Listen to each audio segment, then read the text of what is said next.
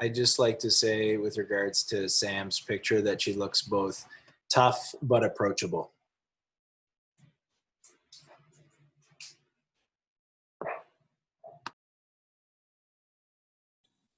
I don't know about approachable, but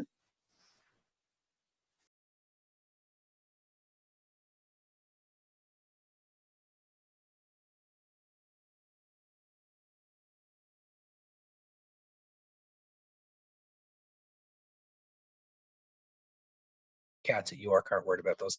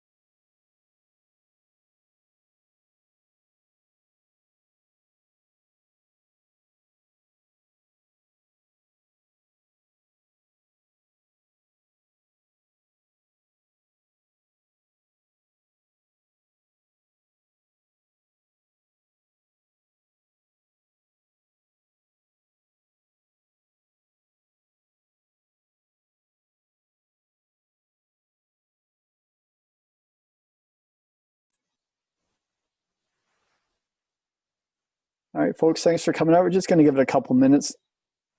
Let everybody get logged in here.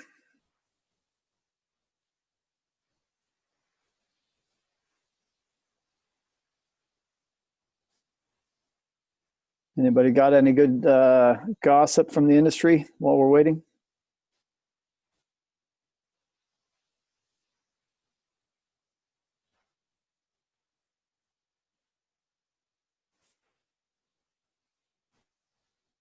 Nothing. Well, how about this for a chunk of gossip? There's talk that universities in Ontario will not run face-to-face classes in the fall. How does that affect your life? It potentially affects my job, I can tell you that much. Exactly. And Josh, I did hear you. I am both approachable and intimidating. Thank you for that comment. Approachable question mark. Massive question mark.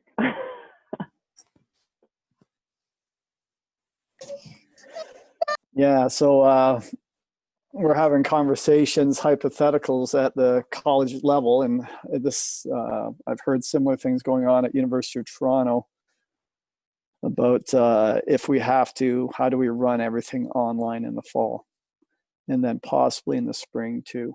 Now, my faculty are quite upset about that, and of course there's some limitations with quality of delivery, but my response to them is if we are still in a situation where we have to do everything online in the fall, we have much bigger things to worry about than quality of delivery. Nikki, who's with you? You got the whole crew there. What do we got? Working from home today with these two. Oh, look at that. And a little mobile in the background. Hey, Good to see you. Thanks, you too. Question Yeah. with a 2-minute time limit. Now that this is something I've been thinking about, now that a lot of people are pushing back about the online learning, which obviously has been taking place for a long time, are we getting close to the point where somebody is going to be able to present credentials as this is a list of classes that I took for free online from Harvard or Udemy or whatever in place of my degree, and people are going to take it? Because what's the difference? The catch with that is most of the universities and most of the governmental oversight agencies have put in a escape clause where X number of credits have to be from a certain institution. So I think that there is potential of those things moving forward, but because we all have that 65% has to be internal, it may prevent them from presenting one specific degree. Now, could that then be picked up by an international school in Denmark or something like that, and all of a sudden they say, show us your credits and we'll give you nothing stopping that? But No, I mean like not having a degree and just saying like, you know what, who cares? You got all the you've courses got all the anyways. credits. Oh, like just average Joe accepting it, like an employer. Oh yeah, Yeah, well, I an can see an employer, employer yeah. doing that today. They do that today. Yeah. I like it. Absolutely. Honestly, I like the pressure that it's putting on the education system to be relevant, practical, and applicable. Mm-hmm. Well, the big thing with Sheridan is when it comes to applicable and practical, is we're really sweating it right now because we're all about practical, and that's how we get people. We get people for two reasons. One, it's convenient for people, it's right next door, or two, it's that applied learning, hands-on learning. Well, if we have to do everything online, then that's out the window. And if the students who live down the road can go to Queen's University now without moving to Kingston and taking on that cost, then we're out of luck as well. Sheridan's planning a 30 to 50% revenue shortfall this year. Our budget year starts April 1st, and they're planning a 30. That's a contingency planning. So entire college systems could shut down. They're already on the ropes, and this could really, some of the smaller colleges could really shut them down. Which Sheridan, also means all your part-time hires are gone and your full-time employees are now doing all the classes. University of Guelph has announced that no sessional instructors will be hired for the fall. So that's another thing for you young grad students out there ready to graduate. Anyway, yeah, trickle-down effect's going to be pretty heavy. Well, Sam, should we get going, or? Yeah, that's like almost right on 2 minutes. Nice job there. Yeah, nice Jordan call knows what there, he's doing. Jordan. Holy. Yeah, so I'm going to just immediately pass it over to Trevor.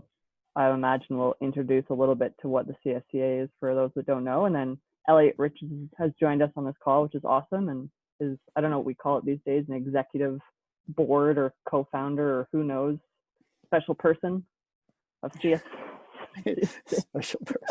Special person. And then there's a couple of us on here that sit on the advisory, but doesn't matter. So Trevor, what are we doing today? Thanks, Sam. Thanks for the invitation, everyone. Good to see you. I pretty much know everybody here, it looks like. So a lot of you guys know the stories of what's going on, but let me just refresh you. The Canadian Strength Conditioning Association, the current iteration of it was launched in technically 2018, but really 2019 when it went formal. We've been talking about it since 2011, 2013, when talks were going on about formalizing an association of Canadian strength conditioning coaches that represents the strength conditioning coaches in Canada, develops a network for them to work within, creates educational framework for professionals to work in the industry, and then promotes the industry to employers such as athletic directors, coaches, and athletes to educate them on what the role of a strength conditioning coach is, what the kinds of things that they should be able to do, and what their pay scales may be. So it was basically felt that the NSCA isn't very representative of Canadian strength conditioning coaches and what's going on in Canada. We're small fry when it comes to the NSCA's 50,000 members. We represent a very, very small amount of them. I've spoken with NSCA executive. They have little interest in developing anything specific within Canada that is more representative of our needs. So we're moving the way of similar to Australia, UK, those sorts of countries, and developing our own strength conditioning network. It's been a very soft opening, let's say. Sheldon Prasad's led the way, along with Ed McNeely, Executive, Elliot, and Carmen, I guess. And what the initiative was for the first year was to just create a website, create a network, get information and education out to some of the members in the form of a quarterly newsletter. So I'm hoping almost everybody here is already subscribed to the CSCA's membership. If not, it's real easy to do. You go there, you click subscribe, put in your email, and you should have access to that information. Most of the information being released on the CSCA is largely get to know people and what people are doing. There's some themes that have been released on working with young athletes, working at collegiate level, working with pros, that sort of thing. And the readership looks like Sheldon was saying that of the email blasts that go out, we get about 70% click rate, which is not bad for some of the articles. So there is some movement on it, but largely the CSCA has been pretty sitting in the back corner, just kind of trying to build some momentum. The advisory panel, which, oh geez, I'm not even sure how many there are now. Maybe Elliot could tell us, probably 17 to 20. Advisory panel is a series of people who have been involved in the profession for a while that have volunteered their time to help create content for the website and serve on committees and that sort of thing. They had a meeting back in November. From that meeting, 3 different subcommittees were struck. One is the standards committee, one is the education committee, and one is the online communications marketing committee. And the education committee is kind of rolling a little bit. Basically, the education committee right now has a very simple mandate to create educational content, with the idea that that content should fill in educational needs coming out of the standards committee, where the standards committee will publish standards saying this is what a strength conditioning coach should be able to do and what they should know in order to work in the field in Canada. Then it's the job of the communications committee to send that information out via social media, which we don't have yet, and via the website. So a draft version of the standards has been released with a series of domains. In the original email inviting you to this, those domains were kind of listed. And what I did is I went through there and I picked out some of the standards that I felt may prompt some discussion. Some were, kind of standard stuff you'll see in a lot of different associations, but it's hard to identify, hard to interpret. So what I'm hoping to do is, with the 30 of us that are joining in this today, most of us have been pretty involved in the association in strength conditioning, especially in Ontario, and a few from across Canada here for quite some time, is it's your chance to start providing some input. The idea is that the CSCA, we've been pretty quiet for a while now, just building some momentum and getting interest. Now we're almost at a point where we're really to put a push on. We're going to release some of this information and start communicating a little bit stronger to our group and setting up these standards and meeting these standards. And so I want to put it out to you to have this discussion about the standards and maybe start the conversation. If you look at the chat, you haven't been there yet, there's a question I posed right at the start, and thanks to Carsten Jensen for kind of bringing this up, was before we go any further, I'd be interested in hearing what you feel the purpose of creating professional standards are. Is it to set standards for just you working as a strength conditioning coach and what your role should be? Is it purely about safety and efficacy of your job task? Is it about getting the public, like athletic directors, to look at these things and understand what our roles are? And or is it just as a broad sweeping description of our profession? So feel free to just unmute your mic and pop on. If it gets noisy, I'll start calling out names and muting people and unmuting people who I feel wants to talk. If nobody talks right away, I'm going to start calling you out, because I know all of you and I know you'll love me to call you out. So who's going to be first here? You can also send me a direct chat and say, hey, you've got an idea and you want to speak about it. So what is the purpose of professional standards in your eyes? What should that document mean?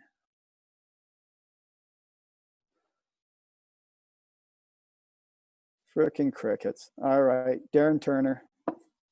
I always go to Darren. He's always a little quiet in the background. Darren, what's professional? You're just gonna throw me right into the fire, right? Because you're always quiet. We always ask you last. I'm going to ask you first, and you're smiling the widest, so that means you're thinking.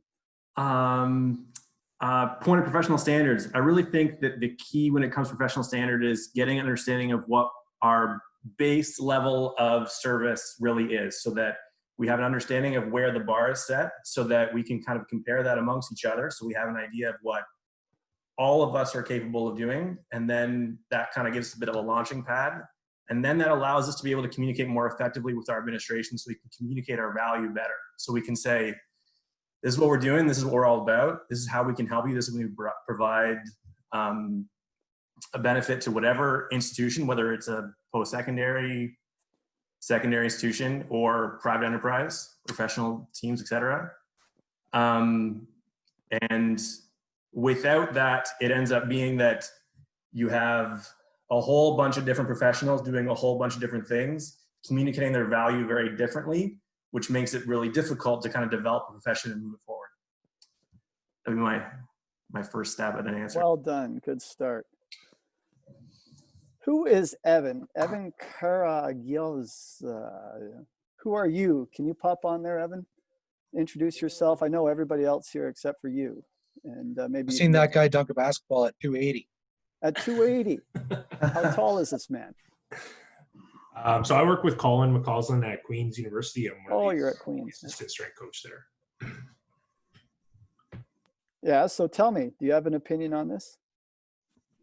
I just think it's good to just have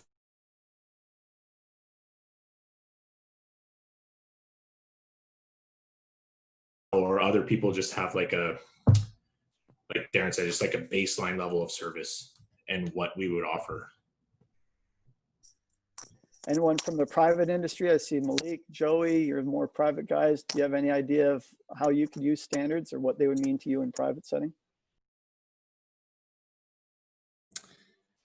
Yeah, I think it would be important even on the private side of things, even just for like the general public. And you think of like parents of children who are athletes and that, I find that there's, I've experienced there's still a lot of parents out there that have no idea what the difference between, the difference between a strength and conditioning coach and a personal trainer and a this and a that. And so being able to kind of establish those baseline of standards and explain to them, have a clear, concise set of, base level qualifications to be able to promote to them, to say that this is why you need a strength and conditioning coach to work with your child if they want to be a successful athlete.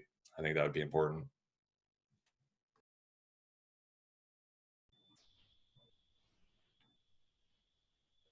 Trev, you're on mute. Yeah. Right. Yeah, I would see that because there's a lot of people who don't understand what we do. And now the question is it standards as a form of communication, or is there a way to communicate the standards? So now the question to you now is, do standards equal rules?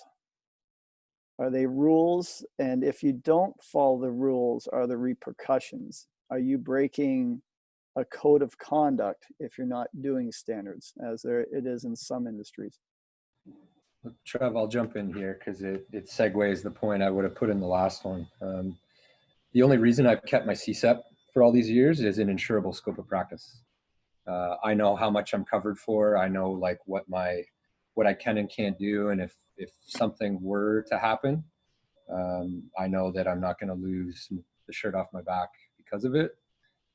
So everything else that's come up has been outward facing, but I also look at it inward facing, that it also protects me as a trainer. In Canada, we don't have the litigation issues they have in the US, so maybe not as much of a concern, but at least it provides some sort of scope of practice that leads to your next question: what happens if people go outside of it?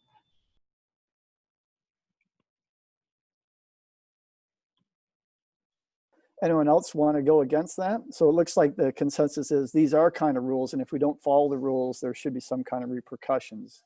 Anybody want to speak against that?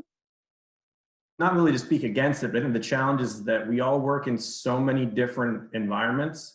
So to create a standard of rules would be challenging for the people who work at a university versus a high school versus the private enterprise. There's definitely a certain baseline there, but I don't know how we would compare that to what it would be like to be an athletic therapist that works in a very, very specific setting with a very, very specific mandate as to who they're treating under what circumstances. It would be challenging to make it to be that there would be really specific repercussions if those standards weren't met. I'll challenge that a bit because I think we're talking about exercise and movement. I think you can simplify it in that scope. Should we be doing nutrition? Should we be doing other stuff? You know, again, I'll come back to my CSEP because I still pay for it because it allows me coverage to max test both seniors and youth. And it's the only thing that I'm aware of that actually ensures me to do that. If a senior drops dead on me during some sort of test, I'm covered as long as they did a Part Q. So again, it provides me with the largest scope of practice within our country that's insurable. So I agree with you that there's different demographics, but it all boils down to exercise. What are we doing? I think another one for people to consider too, if you're not aware, and I think Chaps and Chris Dallison will probably nod to this one, is let's keep in mind what's within the insurable range for a sport coach. So if you go through NCCP, your scope is directly overlapping with everything that we do as strength coaches, plus more. And how are we different from that? So I think that inclusivity is important, but at the same time, in coming up with standards, guidelines, and levels, it's actually meant to be defining and exclusive. And Darren, I would challenge you a little bit on the simplicity. Maybe it was just a quick example, like the simplicity of an athletic therapist and where they work and all that kind of thing. I've seen those in a lot of different settings, and it's as diverse or more than ours. Like, you know, they might be sharpening skates and doing stitches that they're not allowed to do, and on-field coverage, clinical, a lot of different things. So like our field is very, very diverse, but we also need to consider that we work very closely with, have a scope of practice that directly overlaps with ours in some sports, and in a lot of cases goes beyond it as well, that has a Canadian curriculum and competency-based certification program associated with it. So good introduction to it. So now I think I might have painted some of you in the corner, because now we're going to go through some of these domains that have been set out by the CSCA in their standards. And so as we said in our email, for each of the domains or each of the standards listed, I want you to maybe comment or at least think for yourself on the following 3 questions. Do you understand the intent of the standard? Do you even know what that standard's trying to achieve by being there? Do you currently, in your current practice, meet the standard? And is the standard clear enough that you can answer question 1 and 2? Are there ambiguities that are preventing you from answering either question 1 or question number 2? So some of you may follow along if you want in the document that we sent out, but under one of the first domains where it says demonstrates respect for participants, there's a couple standards. Now this is going to be a little crowded in the chat box, but I'll try and fit it in here. It's just the easiest way to keep the screen active while doing it. So one of the standards is demonstrates respect for participants. So under this wasn't number 1. I've eliminated, some people may have said, well, there isn't many standards there. Why do we have so few? Well, I took out 90% of standards. This is only a very small number of the standards, but one of the domains, the question is respect athletes as autonomous individuals and refrain from intervening inappropriately in personal affairs that are outside the general accepted jurisdiction of a strength conditioning coach. Would you say you're effective at doing this now? Do you understand what they're trying to achieve with that statement? Or is this statement ambiguous and should it be reworded? I'll open it up or I'll start calling people out. As a point of discussion for some of the people that are looking at this and not sure what to contribute or think. Think about those of you that work in collegiate settings that have student staff, whatever you want to call them, and whether there's a curriculum component directly associated or indirectly associated with that. In order for that person to be a good independent, meaning not assistant or intern or whatever, a good lead strength and conditioning coach sometime in the future, think of it from that lens necessarily, instead of the lens that you might be thinking of now, because this is difficult for a lot of us that are 3, 5, 10 plus years in. You're kind of like, like, what does that mean to me? But think about it from that. Think about the good ones you've had, the bad ones you've had, and the ones that transition into being great ones that actually survive and continue to have a paid job, as opposed to the ones that don't. I've thought of that as a useful lens at looking at these things. What wish we could make it be instead of what it is currently. Everyone on here has their hands on the development of, numerous coaches every year. Okay, so who wants to add to this?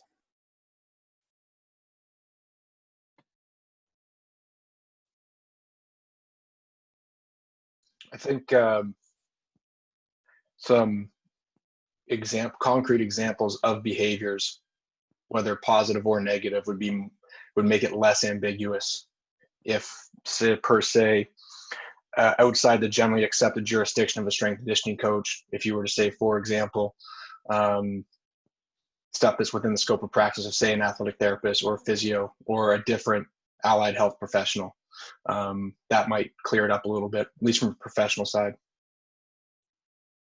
Yeah, there's actually a standard we're going to deal with a little bit later on about scope, working into other areas of scope where you may not be completely comfortable. I'm not sure if the purpose of the standard is even more general than that, just getting involved in our athletes' lives in ways that we're not really belonging. So athlete has problems with food security, problems with relationships, problems with eating disorders even. Is that in our jurisdiction or not? So the goal of number 2 in this would be to work with the rest of your IST for that athlete and know who's responsible for what. The second one is the one that's a little confusing to me. So you mean the where it says number 1, respect athletes as autonomous, you're saying that makes sense or that doesn't make sense, Fez? That one makes sense to me. And then number 2, I'm a little curious, how it fits into respect for participants. And is it just knowing who in the IST team is responsible for what? Yeah, again, how many people here work in an IST? Probably only a small portion. I know a lot of us have and will, but even when you're moving outside of an IST context, like this, I get this at number 2 in an IST context, I can kind of get that. But if you're not in an IST context, I'm not sure exactly what that means. I think what its intent is to be collegial and understanding of differing approaches to solving problems. All of us have different programming approaches, and we should respect that. Everybody's going to teach things slightly differently, and we got to respect that. And we should listen to the intent of number 2. Does anybody else have different insight into what number 2 means? Yeah, I just think simply it's willingness to collaborate.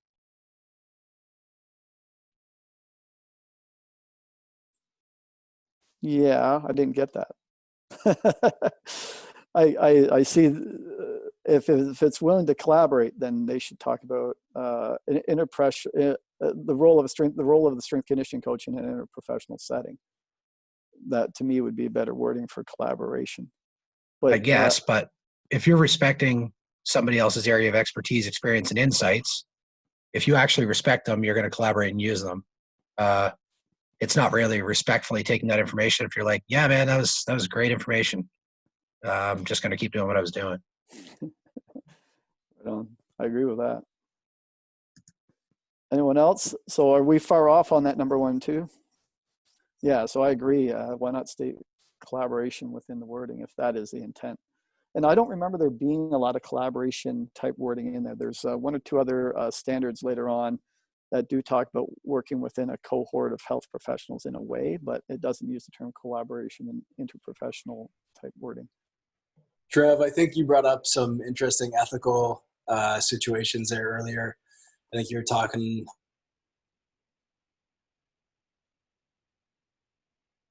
lives and vice versa. And I had an interesting convo with our head athletic therapist yesterday, and she's been around for a while, and she said, some of us and some of our head coaches even are quite tight with, or can be quite tight with their student athletes in our setting anyway. And you use them to help you move, or they babysit for you, or, you have them over for a social or something like that. So it's an interesting area that she had brought up some things that I hadn't thought about, but ethically sort of where are we bound, and how would that differ from some other professionals, allied health professionals?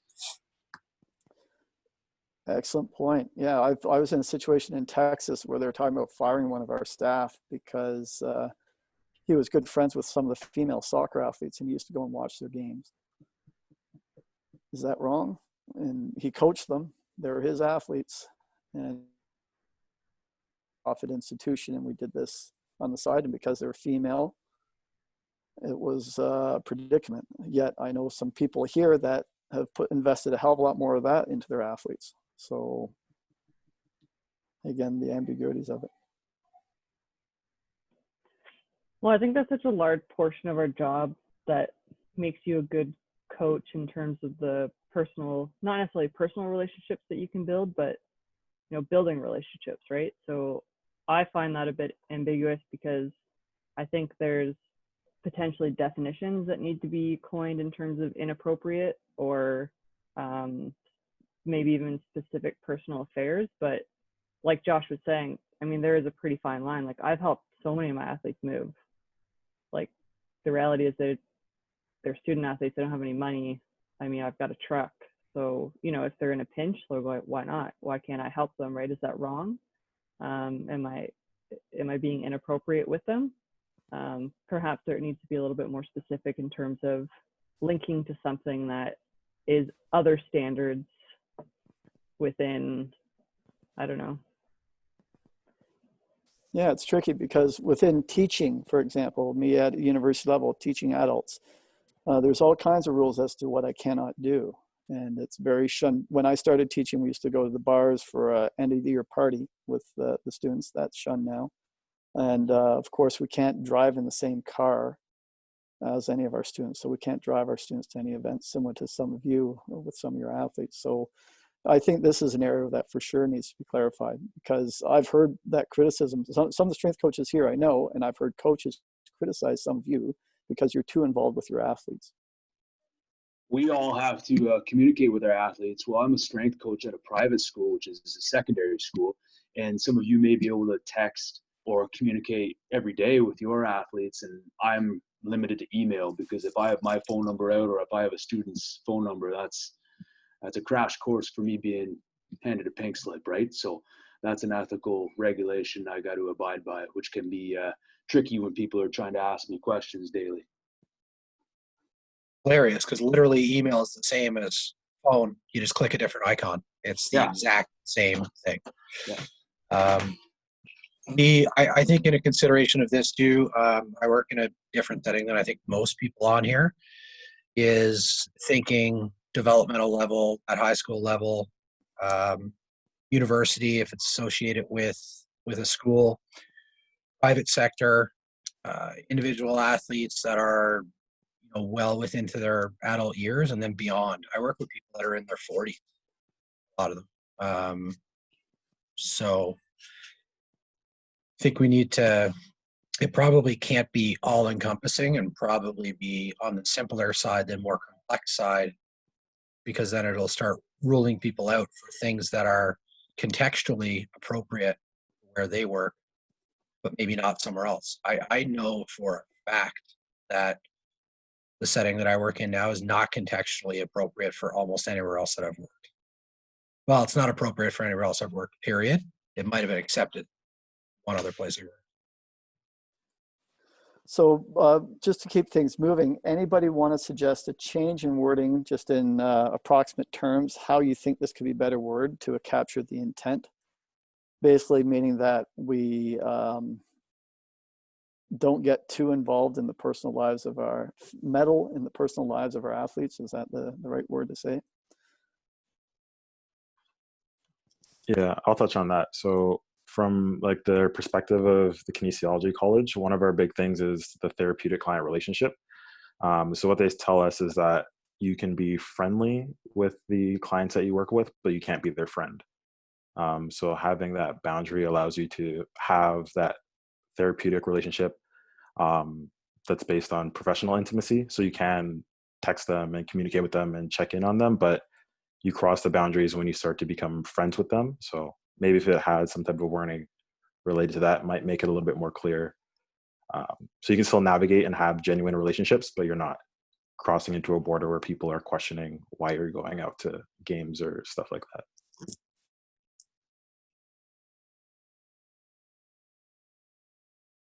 Any other last comments? All right, this is working great. I like this. Nobody's trying to talk over each other. People are being involved. Meddle, yeah, not meddling. Try, right, Matt? Don't meddle, you damn kids. All right, moving on. Demonstrates responsible coaching. These are some interesting ones in this section, but here's two for you. Takes limits of knowledge and capacity into account in coaching. In particular, does not assume responsibilities if insufficiently prepared for them. This is a really interesting one. It kind of reflects what we're just talking about, is understanding your scope and what your abilities are and not going into other areas' scopes. And then strives to be fully present physically and mentally in the performance of coaching duties. Those are pretty loaded right there. Okay, who wants to take that?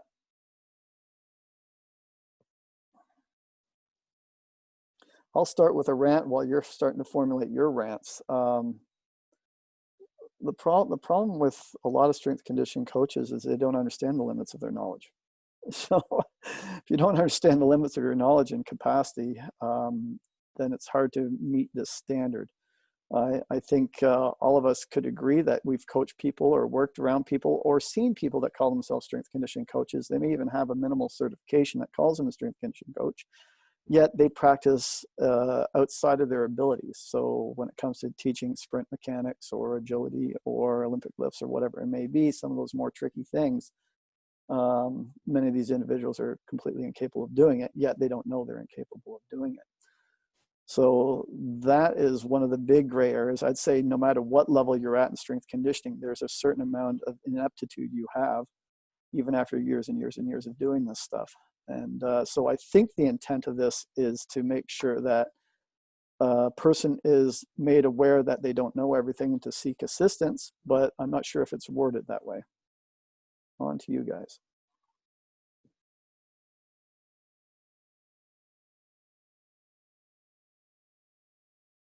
I was just typing it out, but I'll just speak. Trev, does that speak to that challenge specifically speak to the importance of having competent managers who are able to effectively evaluate practitioners? So, I mean, I'm obviously thinking about my situation. It might be a little bit harder in the private sector if someone's an individual business owner. That's a really good point. So basically, it could be worded better as saying that we don't put people into positions where they are not capable or not fit to do the tasks that we're asking them to do. Is that what you're getting at? Yeah, I mean, I think that's a fair way to put it. That's a good point. Doesn't that also kind of cross over with like certification, and like if the CSCA was to present their own certification, like you would only be able to obtain said certification if you had the prerequisite skills to be calling yourself a strength and conditioning coach. So you would have to probably display some form of competency in these areas. Well, that's the hope. Someday the CSCA will be able to do a better job than the current NSCA does in establishing aptitudes in these areas. That was the intent of the Human Performance Certificate back in the day. It was the intent of the CSCA when we first started talking about the CSCA back in 2013. That was the direction we were going, really trying to develop an educational framework where the people who are coming out and doing the job were really good at doing the job. And then the people who are employing these individuals would recognize their worth and pay them what their worth is and hire people of that ilk. so that the quality product was the outcome. Right now, where the CSCA is it's on a very slow track to achieve that. So I can imagine we will not be in a situation to do that kind of thing for another 3 years. Yet these standards will start to roll out in the next 6 months. So we're a little behind on that. One of the ideas is the education committee is supposed to support these standards by developing education, obviously, where people can learn how to do this stuff. But that's across Canada a very difficult thing to do.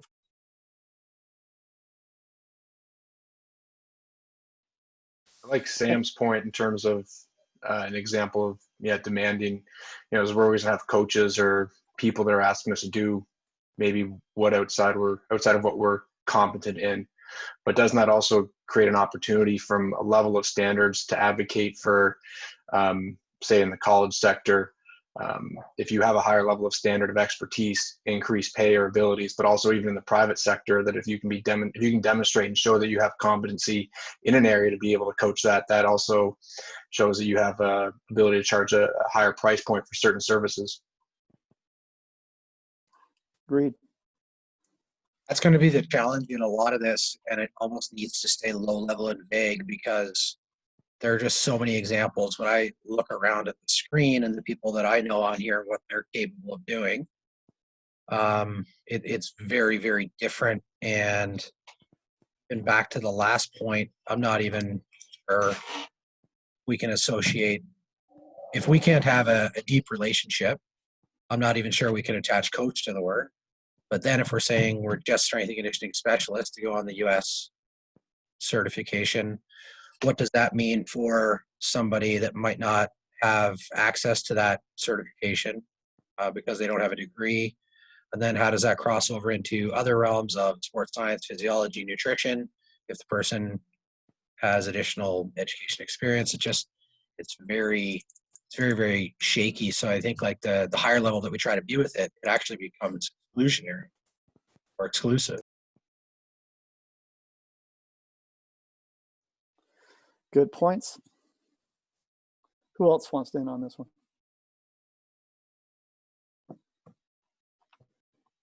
I like all the shout-outs to the AT program. Those were the days, eh, boys? Half of you guys here were through that program, it looks like.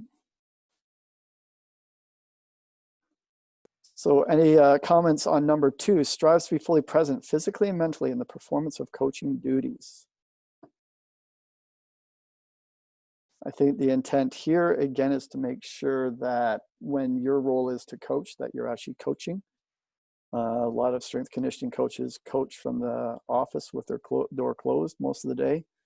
And I think that's what it's trying to get across, but I could be wrong. Any other insights on that? I think where I approach this mainly from is the number of hours that strength coaches are asked to coach, especially early on in their career, and the amount of,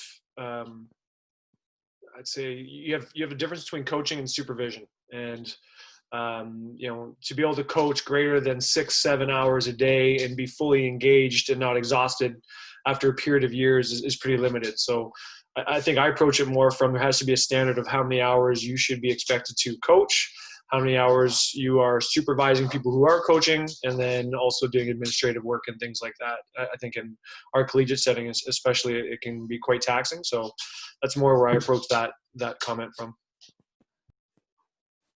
So do you think rewording is appropriate? I would say so. Be more specific. Yeah. When involved in coaching duties, the expectation is that you're coaching, kind of thing. I think potentially something that is, there's so much in the chat that I just scrolled up, but a disclaimer that says as appropriate. Like some athletes or some people that you're working with, like they don't need you there watching them all the time, and they don't want you to. So like an as appropriate. I know it should be assumed, but does that lead us to in what Steve was saying in terms of even providing some sort of guidelines in terms of coaching versus supervision? Like what you're speaking about, Jordan, is supervision, but then when someone actually needs attention to be coached, I think those are two different things. Yeah, agreed. But if you think like a senior athlete or a senior client, for instance, the best thing for them might be to come in at the start and they walk into your office, ask you a few questions, and they go and train on their own. You're not even supervising them, but that's appropriate at that time. But that might not be appropriate for a 12-year-old or 14-year-old. Grant, I saw you unmuted. Were you going to say something? Yeah, I was just saying that kind of ironic given what or I guess where we're talking right now, but I could interpret that as a shot to online coaches too, just the way that it's worded. Is that the intention though? Do we want to shun online coaching or not? CSIO would probably not be happy with that because they do a good chunk of that. Yeah. Honestly, when I read it the first time, I was like, they don't want people on their phones on the weight room floor. Yeah, for sure. That's a factor.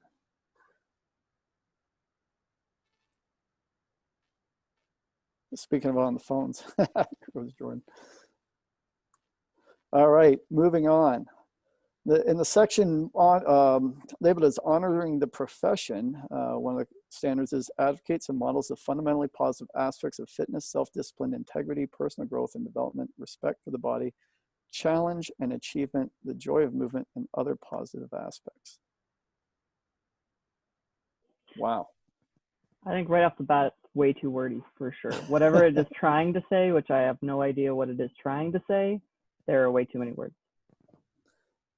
Assuming it's a walk the walk thing, model good behavior, but I think this could be probably broken down in 2 or 3. But let's assume it's you should walk the walk, meaning you shouldn't be a criminal, you shouldn't be selling drugs, you shouldn't be coming into the gym hung over, and you should be taking care of your own personal health and well-being. Let's break it into those. If that is the intent, is that a fair thing to ask of a strength conditioning coach?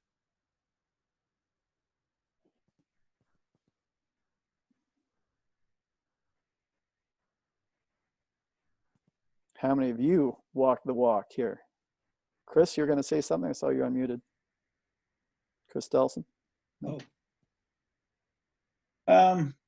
Do I have to power clean 350 pounds to teach power cleans, or do I have I to sure would like that. run a 5-minute mile? I think it's got to be a little bit part of your DNA. It's what I think that drives us to it in the first place. We were probably all athletes for the first part. And at the end of the day, it's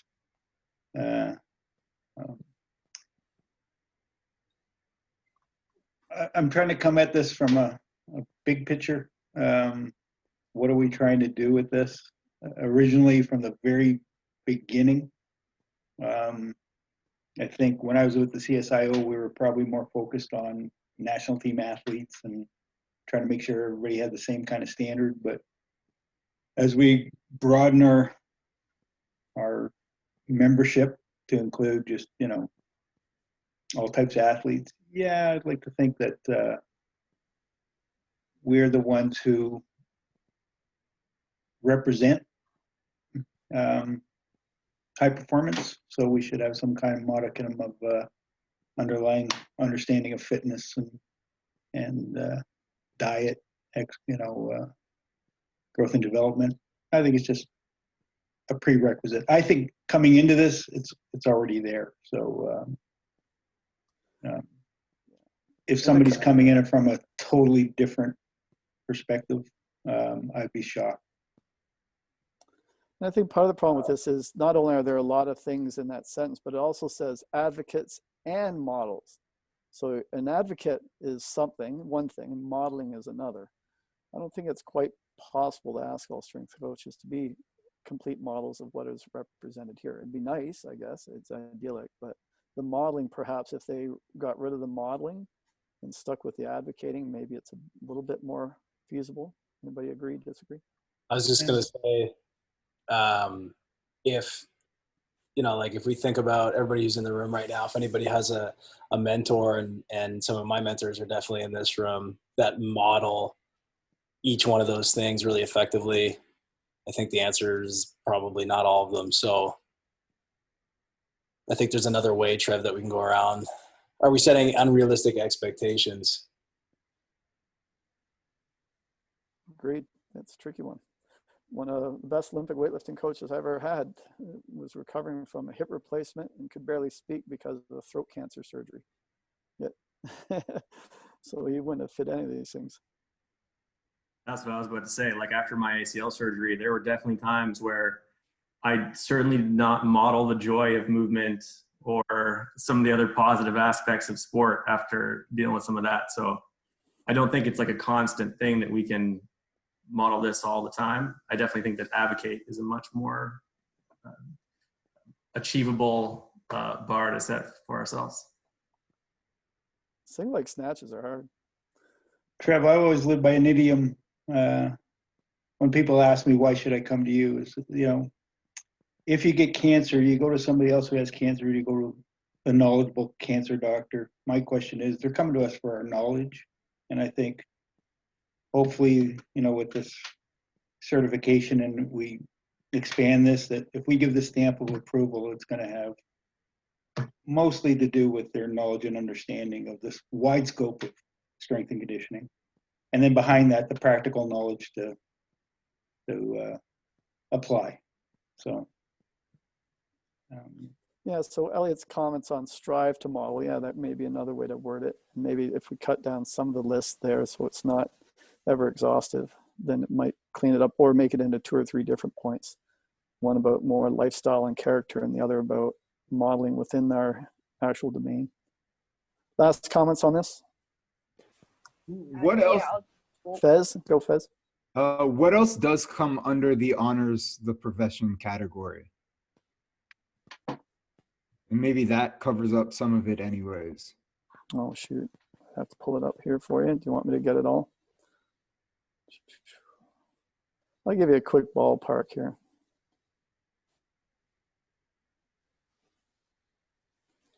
Okay, promotes and maintains high standards of coaching discipline, refrains from abuse of personal attacks on other coaches, advocates and models fundamentally positive. Okay, that was the one. Encourages measures to improve the quality and availability of strength conditioning coaches' professional services. Those are the 4. Did you catch all those? Yeah, I did. Yeah, so like I think with this one, it's I think have advocate as one, keep maybe not the wordiness of it here.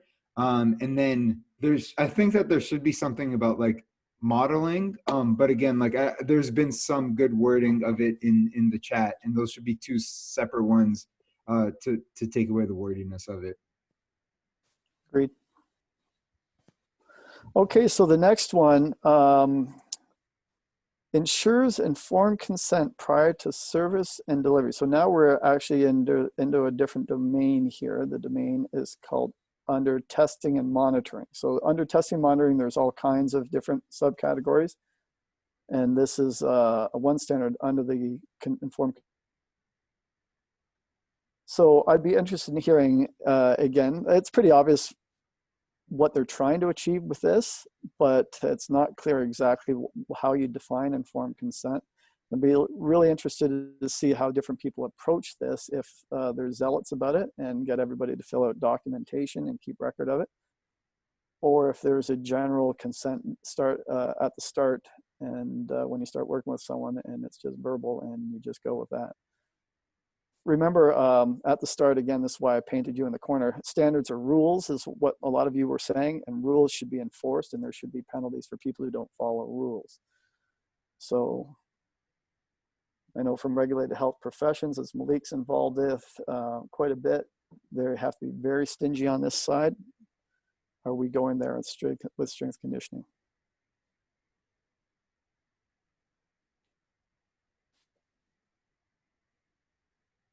Anyone? You can unmute your mic or just speak right away.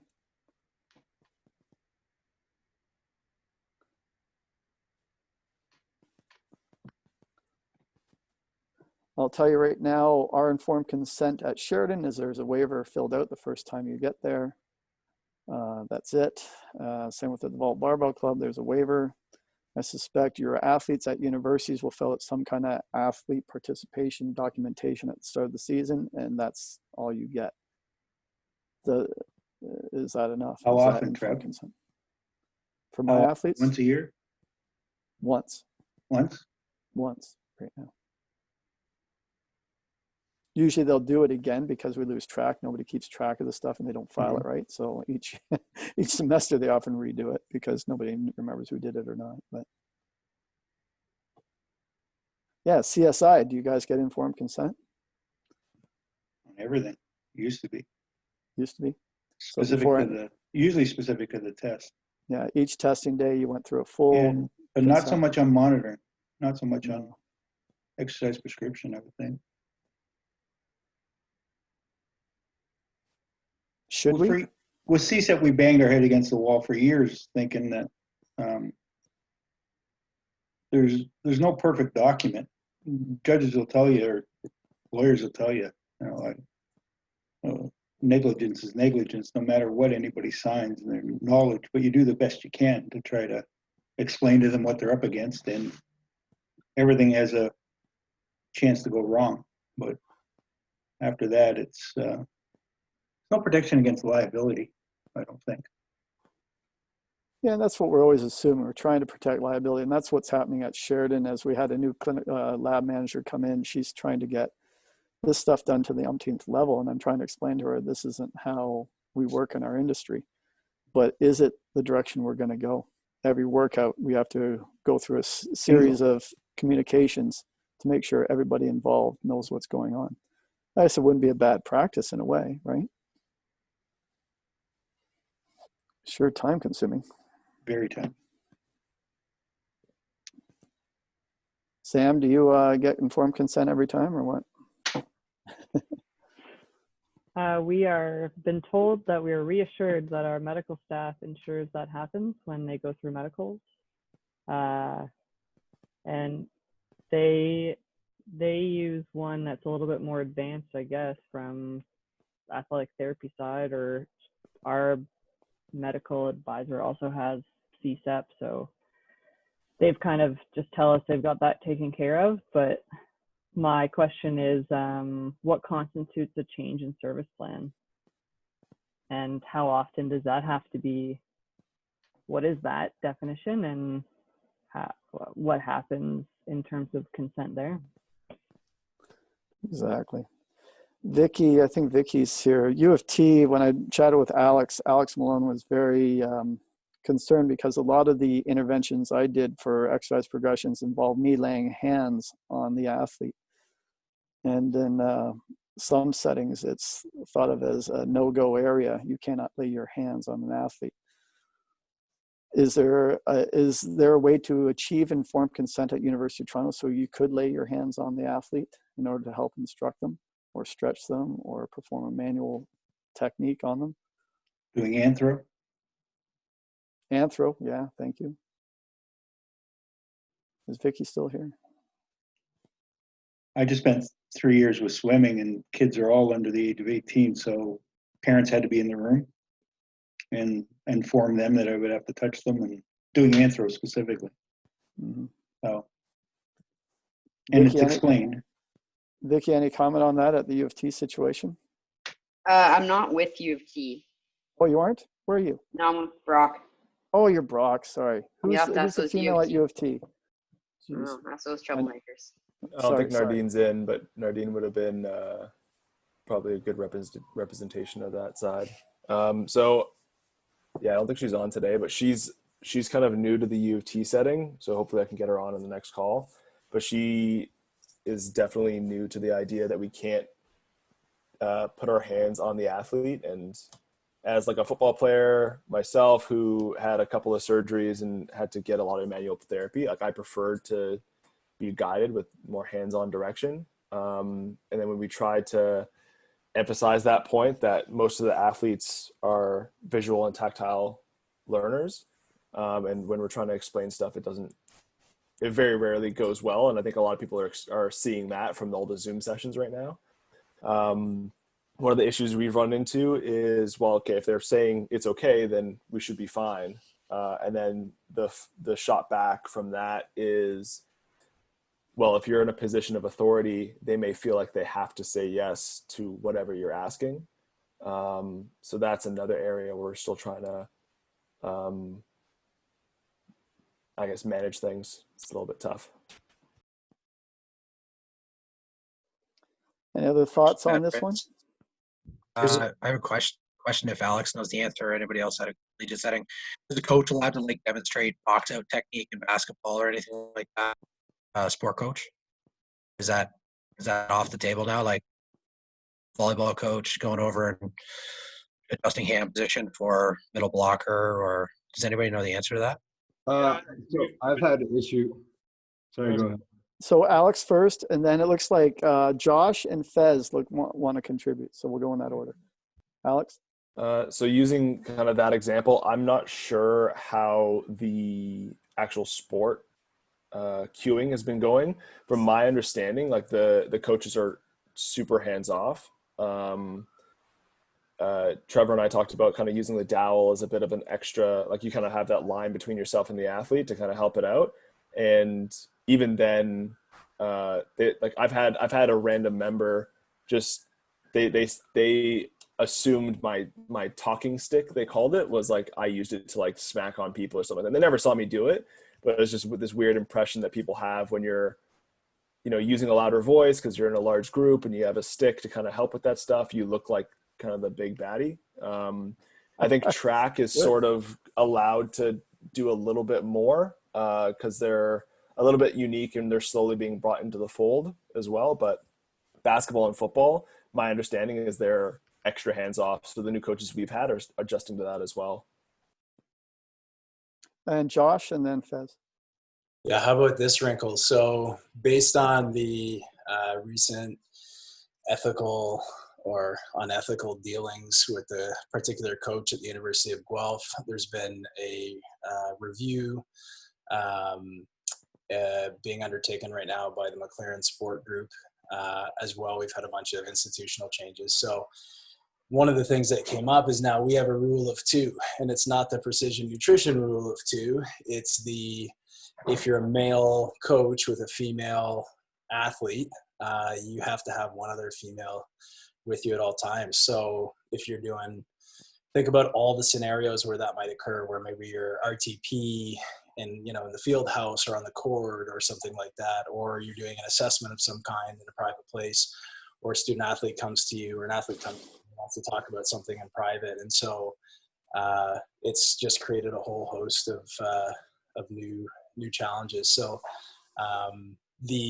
my understanding of how it's going to work, we also got windows put in all of our office doors. So every office in the entire athletic building has windows. So there's no 100% private spaces anymore, which is good and bad, but can't nap in the office, I guess. But yeah, it's just it's a new and different wrinkle. I think it's going to hold true for both the male and female side. So that's kind of my understanding, but we haven't really got a final sort of nomenclature and on what exactly that looks like yet. And so Fez, you have an interesting guideline there for with age group. Tell us about that. Yeah, so I would say 2 summers ago was when Ontario basketball and Canada basketball started to get pretty they started to care about it. So it's got to be athletes on athletes if it's contact, or a coach on coach. And even like, cause sometimes like if a player was in poor spacing, I would like grab them and pull them to like where they were supposed to be. And that was male and female. I've been talked to about that. For you. And then wrestling, yeah, Grant, maybe Stephen the gang could talk about when I worked with wrestling, there was a lot of communication going on in wrestling with the female wrestlers talking about comfort level with coaches. Do they feel like they've been abused? And the term they use is, when wrestling, did you feel that their hands lingered in areas where they didn't need to? And that was the definition that they're asked to respond to know appropriateness. So defining lingering. Yeah, Trev, if I can speak to it as well. I mean, we've had numerous safe sport meetings with our coaches for a variety of issues, and the biggest one is just what they're. A lot of coaches in university level in particular are a little older. The way that they verbalize things in past, the way that they conducted themselves in past are changing, and they have to be aware of what they should and shouldn't be doing. And one of the biggest ones is consent to demonstrate something prior to doing it on a practice court is something that's very new to them. The rule of two, as Josh mentioned, is a big one for us. All of our coaches are required to have a rule of two. Strength and conditioning coaches, therapists, everybody. We try and have a student therapist with us at all times when we're treating or working with athletes as much as possible. If there's a meeting that has to happen, we have a rule of two going on with that as well. So, but the biggest thing is just adapting to just a change in what safe sport looks like now. And then Darren, can you clarify, Darren, what you were talking about, the rationale? Is that what you're assuming the rationale for this is? Yeah, I'm just not sure why that is in the testing and monitoring section, and if it's related to because you're gathering information that it relates to FIPA regulation. And if that's the case, I mean, we probably should suggest somewhere that that is part of our scope, that when we're doing testing, monitoring, any type of information gathering, that we're staying in line with that regulation. But I just good point. You know, yeah, often you think about consent when it comes to testing and monitoring because that's traditionally where we've seen it used. But yeah, at any level of coaching, you could have it. Any last comments on that before we move on?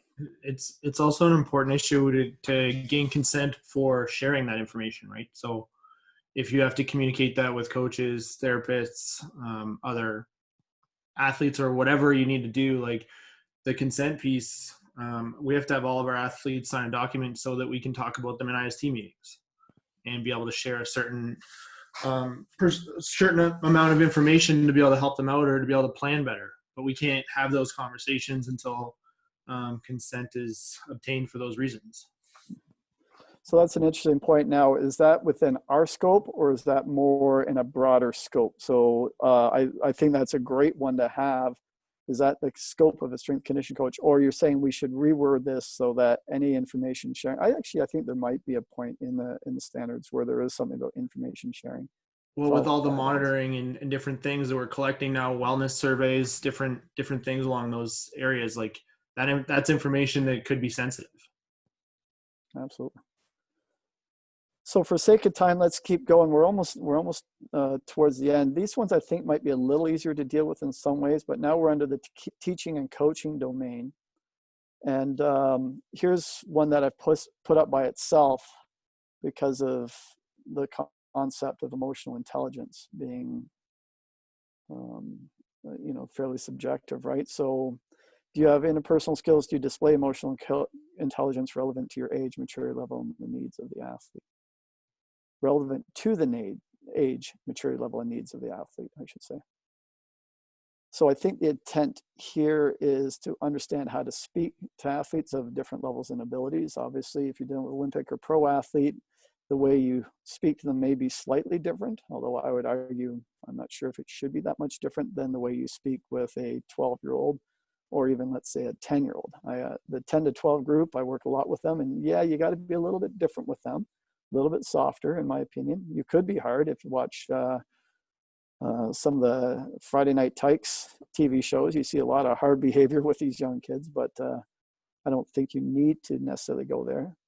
But do you know what this means and what the intent was and how to assess this if this is a rule that you must follow?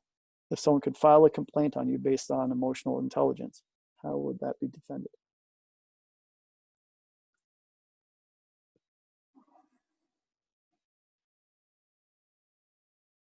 And are you emotionally intelligent? That is a good one. Most people say I'm not very emotionally intelligent. I don't know. I don't blame them. My wife would be the first to tell you that I'm not emotionally intelligent.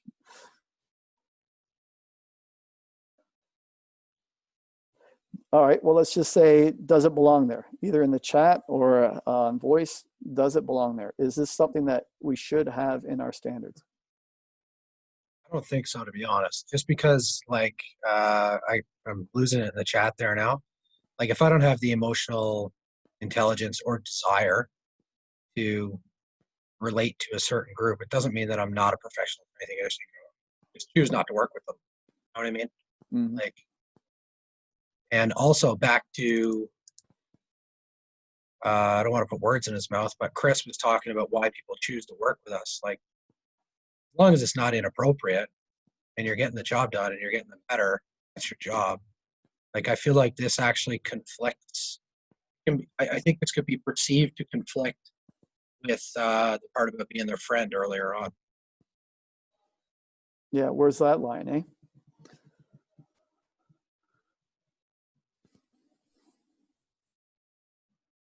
Yeah, and you know, some strength conditioning coaches get hired because of their big mouth, right?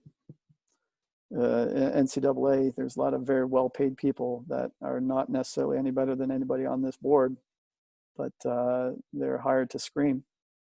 That's their job. Not very emotionally intelligent at all, if you ask me, but so is that against the rules? All right, we're getting crickets here. Any last comments? Yeah, I think to Jordan's point, I think, you know, you're going to kind of experiment with what your coaching style is and what's pretty authentic to you. I think there's a limit to how much range every person is going to have. I feel like some people are pretty good at being more or less like a chameleon, like they could work with some younger groups and kind of baby them a bit, and then some older groups and be a bit of a hard ass. But from my fairly limited experience, I think at a certain point you kind of find out where your niche is, whether it's like a specific group of athletes or whatever it is. And if you can develop that, then in your interview, that should be kind of brought up.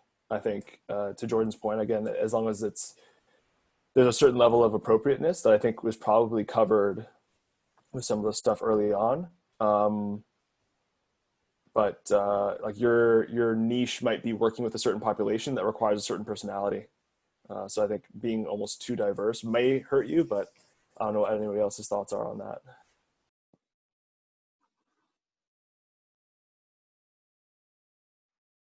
All right. Well, we're not getting a lot of traction on that. And for sake of time, let's keep moving on. Let's assume that most of us agree that that's a fairly ambiguous one and that may need some work. Under coaching and training, still now we're demonstrating appropriate training session preparation. So I just pulled a couple of these things. Some of them are very obvious. Others are what the heck. So pre-session. So before you train, are all of your athletes and coaches in the training environment aware of the emergency action plan? This is kind of like when you get on a plane and they tell you in the case of a crash, what do you do, where the seatbelts are buckled and all that kind of thing. Is that what we do at the start of each workout? What do you think the intent is here? I'm assuming the intent is just to make sure people are aware, especially staff are aware of the EAP. I get that, but all in the training environment. Anybody do this? Is it very clearly posted? Like, I think for one, if like they've done it, you've had them come into your facility once and they know it, like you don't have to do it every session.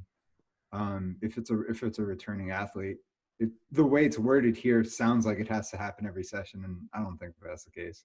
Mm-hmm. I think, and it's different too for those of us who have revenue generating components where we might be working with youth athletes on a sort of non-regular basis. They might come in, every 2 weeks, once a month, something like that. They might forget, or they might not be paying attention the first time. So do we make a distinction between, regular users and non-regular users? After an incident we had last summer with an outside group, we created a poster, and it was basically in the event of an emergency, whether it was an injury or fire, I think were the two ones. And we put, I think there's 3 up around the facility. And it's basically like, EAP for if, where's the ambulance going, where the exits are, where the AEDs are. And I tried to, in my best, because I always usually pretty wordy, but I tried to make it as concise as possible. So just the really pertinent information was on there. Yeah, to me, that's the way it should be worded. There should be ensure that each facility has an EAP that the staff are trained in the EAP and that there's areas of communication for EAP procedures for others that may utilize the space, whether it's a poster on the wall or it's part of your informed consent or whatever it may be. I think it has to be a little bit more general than the way it's worded. Any other comments on that one? I think more to all training environment that makes it seem like the athletes need to know as well too. They may need to know, but it's more us, and if you have assistant coaches or interns, because they're going to be the ones with say first aid, they're going to be activating these things. An athlete who doesn't have any first aid training experience, they're not going to be, may not be responsible for it anyway. So maybe more around the staff involved. Agreed. And then moving on, in session, look at number 1, ensures athlete is mindful of session objectives as they relate to long-term goals and KPIs. So again, these are standards. Again, if we make these rules, that means that if you don't do certain things, then you could be within breach of your professional practice. Is this achievable? Can't force anybody to be mindful. So it's not actually identifiable or enforceable. Yeah, it's a great thing if you can do it. I want my kids to be mindful every minute of the day of their training and what's going to happen, but I don't know how do I ensure that. All right, and then number 2 is fully present during training sessions and minimize the external distractions. Okay, so we already kind of talked about that, right? Now, define fully present. Anyone? I think that if there's a preface to this session or section, essentially facilitates an environment that allows an athlete to be mindful of, allows an athlete to be fully present, blah, blah, blah. Like, you can't force anybody to do anything, and it doesn't mean that they're not getting the job done, and it doesn't mean that you're not a great coach. It's about essentially providing an environment that these things are able to happen. Yeah, I'd say on that point, like I can say many situations that occur in our setting where, like, let's say another sport coach comes into the room and spikes a conversation, or admin comes down, or there's a recruit session that kind of walks through, and you're like, yeah, I mean, I want to be fully present and making sure everyone's doing what they need to do. But sometimes there's things that occur during that time where, you got to multitask, and it's not necessarily the best job.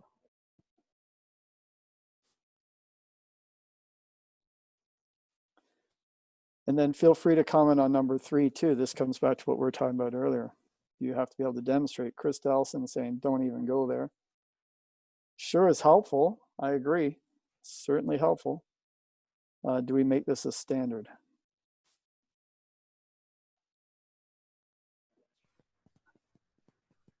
I don't think we can make that a standard, but I think we can reword it in a way that you need to have tools to be able to show what you need to execute if you can't execute it, right? Mm-hmm. Yeah, so a way to communicate that process. Yeah, it can be a suggestive list, right? It has the ability to teach exercises by using a combination of the following techniques, A, B, C, D. Because there are people on here, like you could blind deaf man to snatch phone booth, right? Without a barbell and not doing anything. Like there's a lot of people on here that, well, there's not a lot of people left on here, but there's a few people on here that can do that. So it doesn't, it's just.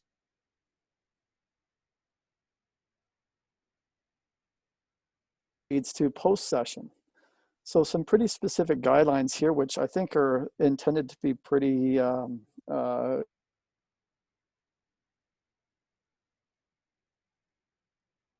athletes and being evaluative of all your approaches. Again, is this a standard, or is this a recommendation of practice, or should we just remove that? Yeah, true.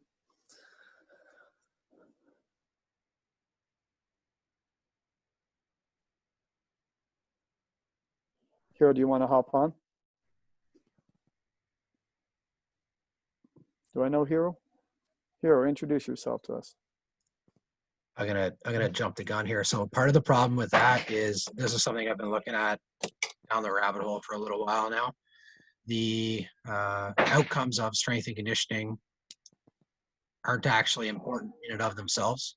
They are supposed to support the sport performance, and then the sport performance becomes the actual outcome of the athlete.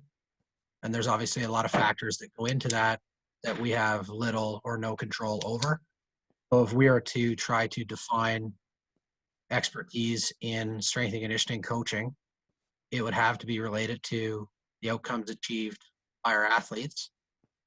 But the outcomes that are achieved by our athletes that we have direct control over don't actually matter. So it ends up being this very weird conundrum. And as far as I know, there's only the one paper. I think Elliot's been dabbling in this based on some of the blogs I've seen him hit up the last year or two. There's a one paper that came out in January out of the US that looked at, I think it was pro strength coaches. They assumed that because they were pro strength coaches that they were experts. That's literally how they determined they were experts. And then they did a survey based upon their behaviors, which is another way to look at coaching expertise from sport coaching. But yeah, it's a slippery slope when essentially we say the strength and conditioning coaches of the best athletes are the best strength and conditioning coaches. No, I totally agree with Jordan there.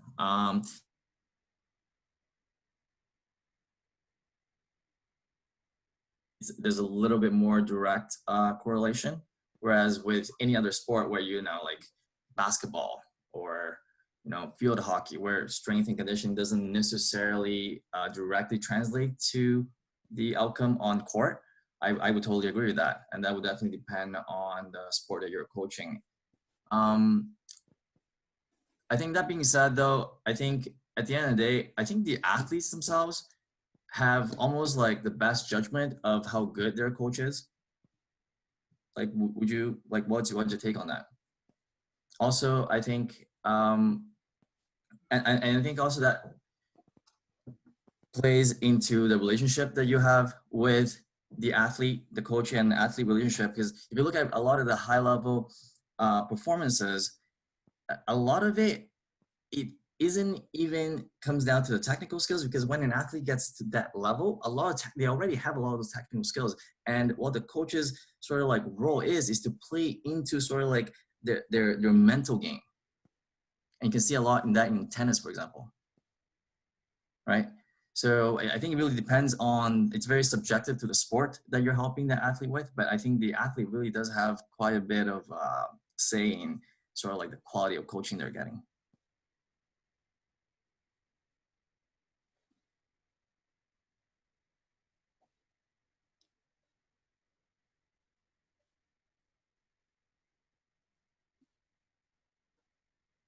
So again, coming back then, if you're looking at these points being made, should you be evaluating the session as it relates to the long-term goals, training phase, and needs of the athlete?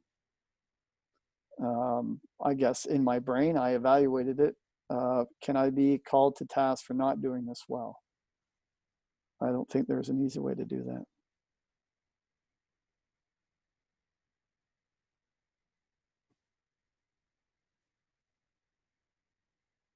All right. So people are probably starting to run out of time. So I want to wrap this up a little bit and give a chance for some general feedback. Again, at the start, we talked about what is the purpose of standards. The standards are set so we can, as Darren said, have minimum baselines for performance of the tasks within the profession, and to communicate to others around us as to what the role is of the practitioners in our profession. And then some of you agreed and some disagreed that these standards should be like should include / a code of conduct or ethical practice standards, so that these are rules that you follow. And if you don't follow them, then there should be some kind of repercussions for you. I guess one of my thoughts as I was going through these standards of practice, because my approach way back when we started thinking about the CSCA was to have two different documents, one being a code of conduct and another that describes best practices or standards of practice, I guess. And whereas the code of conduct is, these are the things you must do in order to work within the profession. And the standards of practice are, these are things, are the ideals that we set out in order to be successful in the profession. And this is what you should be looking for your strength coach doing in order to know if they're a good strength coach. Would anybody want to expand on those ideas? Do we need to go that direction? I think it's good to have both, like especially if the perspective of this is a little bit for us, but also for the up and coming younger strength coaches. I think having those hard rules to understand is important, but those guidelines to kind of push the profession towards higher excellence is still important. And I think everything that's been posted has been good. It just doesn't apply to everyone's practice in particular. So if there was a lot of these things that we kind of debated were pushed more to guidelines and the hard rules or for standards, I think they still all have an effective place to be a part of this thing that we're trying to build. And if we're trying to create something that allows the profession to go forward and communicate our value to higher level people that are hiring us, I think there's still a lot of important things to keep in there, even if it's not a hard rule that we should be punished by. I'd be interested in hearing from Dallison or Chapman on this again too. Code of conduct separate from standards, or should it be one merged document? I left for a while, so I just jumped back in. Did you hear what the question was? No, not really. Oh, okay. So basically my comment was, because what we're trying to capture here in this standards is something that we could identify as minimal standards of practice and rules that we should follow in order to be described as good practitioners, which is what we discussed at the start. Knowing that many of the standards that we've just discussed today don't fit into one or two of those, one or both of those, should we look at instead developing a code of conduct which very specifically says these are the things you should do to work within our industry professionally and not be a douche? And then the standards are, these are the kinds of things that you should do or should have if it is a good strength conditioning practice. So the standards are something that you can hand out to athletic directors so they understand what a strength conditioning practice does. A code of conduct is what you could hand out to both members and to employers for them to understand when people have stepped over the line. Although a lot of employers will have their own code of conduct. So you said earlier that rules, these are things that you should work to meet and that there should be repercussions of it. And that's why you maintain certain certifications and pay for your malpractice, your liability insurance. So what would you be comfortable hanging your hat on? Like, we're creating this. If we create this and put that out there, it's not going to be something we can edit every month. Yep. So it's almost like one is a bottom threshold and then one is the ideal top. Is that kind of a way to look at it? In a way, whereas code of conduct is almost like, I guess, the kinesiology's jurisprudence almost, I guess, in a way. Yeah, Malik's agreeing. And then the standards of practice are, okay, here's all the things you should be looking at doing if you're running a good practice. But we're not going to, if you aren't doing it, we're not going to hold your feet to the fire and remove your certification or credentialing or call you any names. I like that, because then there's like an optimal goals that people to actually strive towards. So it's something to look forward to, and that fits in the environment piece that Darren was talking about, because some of those might not matter for my environment.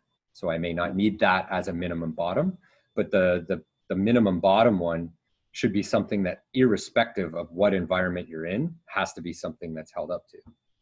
So I like the two documents. Thumbs up. Good. Oh, well, enough said there. Gosh. I think if we have the one down the middle, the same as Chaps was saying, it actually precludes some of the people that are the best at this from doing a lot of the things that they do, and they do well. I kind of painted myself in the corner. I don't consider myself in that category. I consider a few of the people on here in that category. But I know now, if this came out and this was something I had to agree to, I would have to say that I'm not a strength and conditioning coach. I can't commit to almost half of those things. Yeah, I think. And Sorry, Jordan. and that was it. And to be honest, to those of you that I trust enough to open up what it is that I do, where I do it, all that kind of thing, I would be fine justifying anything that I do all day, every day. But I could not commit to those as a standard of practice. And I think some of the other people on here couldn't either. Probably some of the guys have been doing it the best, the longest. Yeah, I think, if I look at my 23-year-old self starting, I definitely couldn't have done some of these things. But I think my ability to do them now differentiates me as a practitioner from when I started. And that shouldn't preclude me from getting into the profession as a 23 or however old I was when I started. So I think having these minimum standards is important, but they need to be minimum because the expectation is to grow. And as you grow, you're developing values to yourself, to the different organizations you can be working for, the clients that you could be attracting, and should hopefully try and capture that so that we can define differences in value to establish ourselves professionals. No different than, say, my wife, who is a registered physiotherapist, and they have a college that governs minimal standards and how they can act and what they can do and what that means, so they can have a certain level of pay that they get, and so they have accountability to how they act as well too. I also think it needs to take into account for us that we're in a profession that's kind of made up, that doesn't even need to exist in some extents, in a lot of other countries that it doesn't, right? So we've all found these ways to exist, interact, and be productive depending on who we're around and who we're supporting, how they're supporting us. Everybody on here, I know most people, like, we all do our jobs so differently, and the longer that we do it, the more differently that we do it, probably because we become what our experiences end up molding us. And the reason why we're still here is because we've been somewhat successful and we've been able to survive at it. It just, down the road, you end up, are you a coach? Are you a sports scientist? Are you a manager? Are you a supervisor? Are you a strength and conditioning specialist? Are you some of the terms that we're throwing around in my setting, like human performance optimization, and a lot of the things that we're talking about being outside of scope, they're not for us. And because the population that we deal with has unlimited liability. Are we precluded from this? I know we're an exception, but if you get into pro sport, or if you get into an Olympic sport, you're just the guy's guy. You're not necessarily their strength coach. You're just the guy that helps the guy who does the stuff really, really well. So if you're the best guy or girl for the Olympic gold medalist, does that mean you can't call yourself a strength and conditioning coach because it's outside the scope of what 30 of us decide that it is? I just don't want us to paint ourselves into this box where, honestly, half of us end up saying with a lot of integrity that we can't commit to those standards. Good finish on that. So now we have 2 minutes before we let everybody go. We started with 2 minutes. Let's end with 2 minutes. The CSCA, now's your chance to just ask questions about the CSCA, or maybe add some ideas as to approaches for the CSCA. Because the executive of the CSCA is obviously involved on this phone call, and they'll be able to watch the recording of it at a later time. Any last inputs, questions, comments, or desires for the CSCA and where it's going to be going in the future?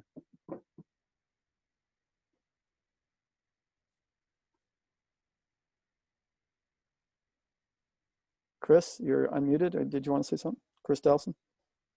I just came on. Sam and I were talking yesterday. Came on to just get see where it's gone since I think our first meeting years ago at the CSIO. Yeah. I haven't actually gone on the website and joined. I live by the Groucho Marx idiom that I wouldn't want to join a club that would have me as a member. So just waiting to see how everything's. But it's going in the right direction. I see us maybe, long term, we replace the NSCA. I think there's a lot of fault down there. We could be better than them, but we're a long ways away from it. We have our own insurance rider. We have our own, get-togethers. We have our own clinics. That's where I could see this going. It'll be a lot of work, but no doubt we can get it done. We make you member at large or something like that. Are you okay if we give you a title? No. I'm gonna do. I'll do it. How about emeritus? Emeritus. Yeah, right. As the biggest thing that I think is positive about this is, and a lot of people have gotten off because they have to, is just to keep the conversation going. Like, I don't think anybody's going to get this right away. And no organization really does. We're in a field that is just a gong show and a half. But we have a lot of good people, and that's the whole point. Like, how do we all of us that are here now, like, we're kind of in it. We got jobs, and how do we get more people that are good and keep them in the profession? How do we inspire, engage, and keep the best people that are like, yeah, I like doing it when I was an intern and undergrad, but it's a total shit show, so I'm going to leave. Like, how do we keep those people? And no matter what your frustration is, like, all of you on here know at least one of us personally, like, reach out instead of just disengaging. And that's what I'm hoping to do too. Like, me and Trev and Sam and Adrian are the education committee, and rolled some of this stuff into it too, is let's try to be part of what this is, so that it becomes better than when all of us started it. Will it benefit us in the short term? I don't know. Maybe not. It'll give us something to do and a chance to see each other. But if we all stay engaged, I think this will be a very good thing. And if you think it's shit, tell us it's shit. Am I wrong? I noticed a lot of the bases are we mostly Ontario right now, or what are we doing nationally? I'm Nova Scotia. Well, I'm from Ontario, but Okay. I'm in Nova You're out Scotia. there, out east. And then Okay. yeah, so that's how I weaseled my way onto this organization, was being able to get someone from outside of Ontario. Then there's also Carmen Bott, who's helped represents the West Coast. Yeah, I think based off the last call we had with Sheldon, majority of the people are from Ontario. I think 70%, something like that, like quite a bit. And then you've got a few from the West Coast, and then there's very little in the prairies in between, and then a little more towards the East Coast as well. To answer your question there, Chris. Well, it's nice to know we have a really strong Ontario chapter of the national body, so it's a good start. But we have to get the rest of the country in on this. I believe a lot of it. think. I think a lot of it's thanks to you there, Mr. Delson. Yeah, you want me to go door to door, province to province? No, you've already done your Shake part. hands, kiss babies. Where's Calgary in all this? Where's our I friends took myself from? on mute at the wrong time. All right, guys. Well, that's our 2 minutes. It's probably about 5, but I'll take it. I'll call it 2. I really appreciate everybody hopping on. Sam, any ideas for future talks? Well, might be locked up another 6 weeks here. Yeah, I think there's lots of a discussion right now, and I think the majority of people in this chat I've reached out to just trying to, help me in terms of the situation I'm in. But this idea of, when we touched base a little bit about it a couple of weeks ago, but how are we appropriately going to return our athletes to play when we're going to be gone for 4 months probably? So I think that's always an element that I'm interested in talking in, but I like Jordan's idea in terms of, what are you doing? You're no longer face to face with your athletes as much. So is there something that you've been interested in that you're now diving into a deep, dark rabbit hole about? I know Chapman's got so many of those up his sleeve that I'm always interested to hear the cool/weird things he's doing. I would just do a whole thing on Chaps or Delson, to be honest. I could listen to you guys talk forever. So I'm going to stop talking, and I want to know what you guys want to hear and talk about.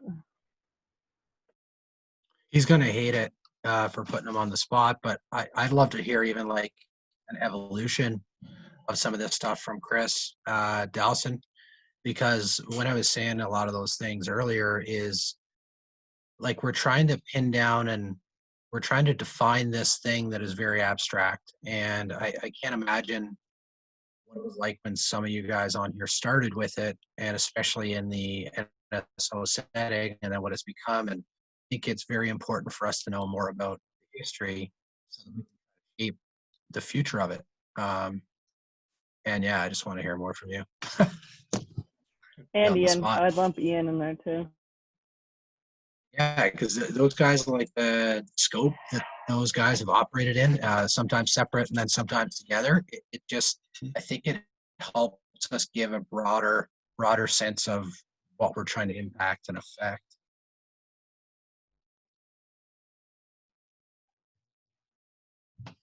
All right, Dalson, it's been decided you're running the next one. Congratulations. Thanks for coming out. Emeritus member. All right, guys. You have let's, Chapman moderate. Chapman can ask Dalson questions. Oh, because then you don't have to prepare. And Dalson, you don't have to prepare. I just figured out now with social distancing, we don't have to worry about touching athletes. So we figured out one. Well, let's solve that problem. There we go. So, okay, that takes up my meeting next week. Right on. One solution. All right, guys, let's wrap it up. I've got to go actually run my kid, but thanks for coming out, everybody, and keep your eyes tuned for our next meeting in maybe next Friday, if not Friday after, probably. Good to see all those faces I haven't seen in a while. I'll connect with Delson and Chaps on our next session. Okay. We're off the hook. All right, guys, take care. Thanks for doing this, Trev. Yeah, Sam. no problem. Bye. See you guys. Bye-bye. Thanks, guys. Oh, yeah, leave meeting.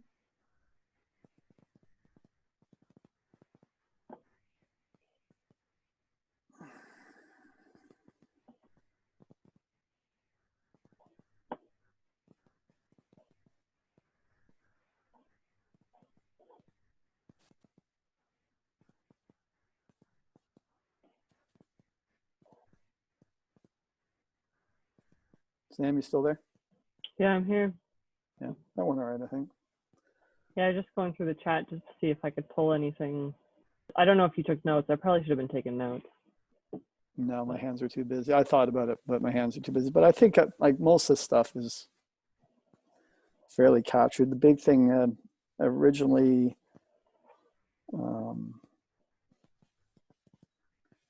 I think originally when we first looked at the CSCA, we did have that code of conduct and the standards as separate. I can't remember. I have to go back and look. So way back, Ed actually sent me some standards he had already worked on. I can't remember why. I think he was involved in some personal training, certification, credentialing, and bringing strength conditioning into it. And then we updated it for the first iteration of the CSCA. And then I gave that to Sheldon, but I'm not sure if the standards committee got that whole document, but it seems to me in there was a code and the standards that were separate. But yeah, just looking at the standards the way they are right now, it's assuming that, like, if you don't use it as rules, if it's just kind of here's best practices, then that's fine. But a lot of people are going to define it as rules and standards and baseline of practice, and you can see that ain't going to work. So. Well, and if we start moving towards that certification platform, they're going to have to be embedded as rules, like they will, right? Yeah, Like, to some level, yeah. People are going to have to memorize them and be able to show competency in them. And again, from an education perspective, we have to create curriculum that teaches to the standards. You know, some of those ones that are ambiguous, in theory, the education committee would have to clear that ambiguity up with articles and educational opportunities. And so, you know, mindfulness and emotional intelligence, those are great words, but hard stuff to teach. yeah. Anyway, so you're going to get the recording, you're going to share it with Sheldon. I don't know who's on the standards committee. He told me at one time. That was ever It's not shared with clear. us, to be honest. This is still recording as well, but Yeah, I know. I'm not sure if that was shared with us, but that'd be good information maybe to know, and maybe that's a future check-in where those, I don't know, where it's like, I think this was good for for us to feedback information to the CSCA, and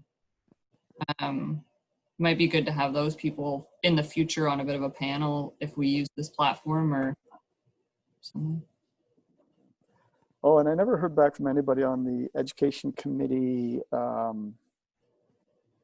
spreadsheet, you know, topic spreadsheet, and the introduction or invitation to authors, I guess is what it's called, right? Did you have a chance to look at that?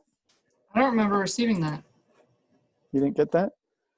No. Well, I'll check. I don't remember receiving it, but doesn't mean that I didn't. So it was about 2 weeks ago-ish, I would think. I sent out 2 or 3 documents back to back, so it probably got buried in those. So I sent 2 or 3 out. One was the educational invitation